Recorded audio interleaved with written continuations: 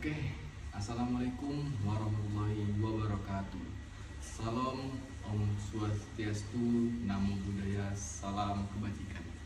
Perkenalkan, nama saya Muhammad Fahru Rozi dari Prodi Ilmu Komunikasi dengan NIM 2514 1014. Di sini saya akan membuat video UAS tentang proyek dari pengantar ilmu komunikasi dengan judul Komunikasi Antar Pribadi. Di sini mungkin teman-teman pada tahu komunikasi antar pribadi dan ada juga yang belum tahu.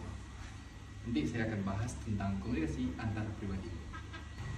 Baik, dalam kehidupan sehari-hari, manusia tidak dapat terlepas dari proses komunikasi. Setiap interaksi sosial, baik dalam keluarga, pertemanan, maupun lingkungan kerja, selalu melibatkan komunikasi. Salah satu bentuk komunikasi yang paling sering dilakukan adalah komunikasi antar pribadi.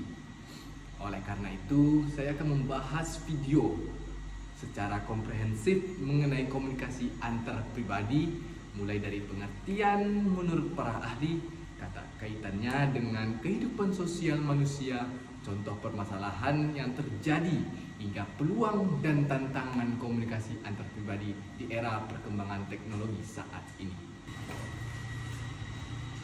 Baik, lanjut. Definisi komunikasi antar pribadi menurut para ahli. Komunikasi antar pribadi merupakan proses komunikasi yang terjadi antara dua orang atau lebih yang saling berinteraksi secara langsung maupun tidak langsung dengan adanya umpan balik yang dapat segera diterima.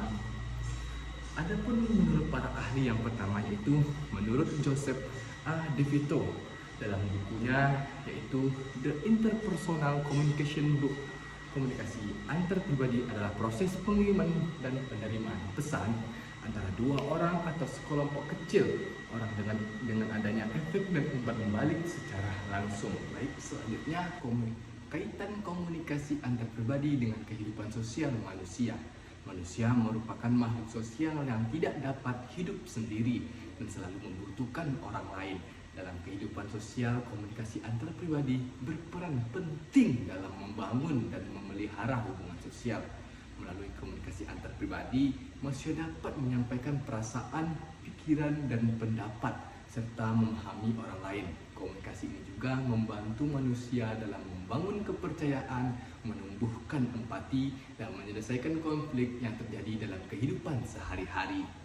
Dengan demikian, komunikasi antar pribadi menjadi dasar terbentuknya hubungan sosial yang harmonis dalam bermasyarakat. Baik, contoh realitas permasalahan komunikasi antar pribadi. Dalam praktiknya, komunikasi antar pribadi tidak selalu berjalan dengan baik. Salah satu permasalahan yang sering terjadi adalah kesalahpahaman dalam menyampaikan pesan. Contohnya, dalam komunikasi melalui pesan singkat atau media sosial, seseorang dapat menafsirkan pesan secara berbeda karena tidak adanya ekspresi wajah, intonasi suara, dan bahasa tubuh. Hal ini dapat menyebabkan kesalahpahaman, perasaan tersinggung, bahkan konflik antar individu.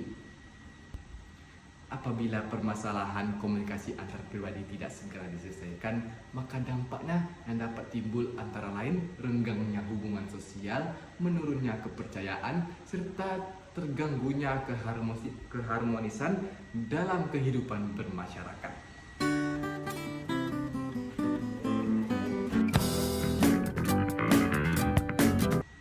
Namun di sisi lain, Perkembangan teknologi juga menghadirkan tantangan yang sangat negatif. Komunikasi yang dilakukan melalui media digital seringkali mengurangi kualitas interaksi karena minimnya isyarat nonverbal. Selain itu, ketergantungan pada komunikasi digital dapat menyebabkan menurunnya intensitas komunikasi tatap muka.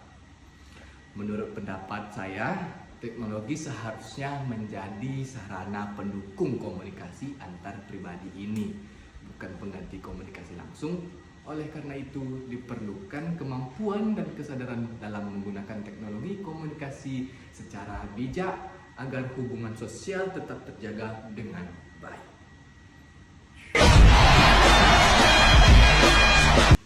Baik, sebelum saya tutup, adapun kesimpulan yang saya rangkap dari materi-materi yang saya bacakan tadi, yaitu sebagai kesimpulan, komunikasi antar pribadi memiliki peran yang sangat penting dalam kehidupan sosial manusia. Dengan memahami konsep permasalahan tentang peluang dan tantangan komunikasi antar pribadi di era digital, diharapkan individu dapat berkomunikasi secara lebih efektif dan bertanggung jawab dalam kehidupan sehari-hari.